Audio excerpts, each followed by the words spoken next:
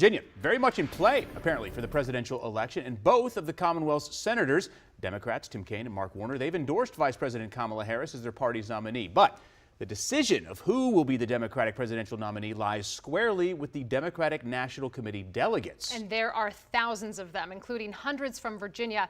Our Matt Gregory has been working to track down some of those delegates today. And Matt, bring us up to speed here. What have you found out? Well, Virginia's DNC delegates are a combination of elected officials and appointed delegates. And up until Sunday, they were promised to President Joe Biden. And while Mr. Biden has endorsed Vice President Harris to replace him, those delegates need to fall in line either before or at the convention. So to get an idea of where they might be going, we talked to State Senator Scott Survell, who is also a DNC delegate.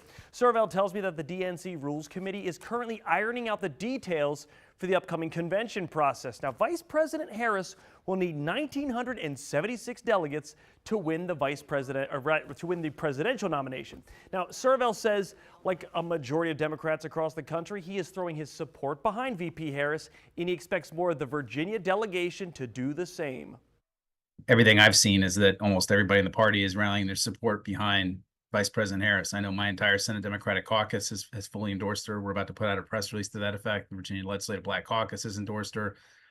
You're going to start to see big chunks of the Virginia delegation to the National Convention announcing their support for her.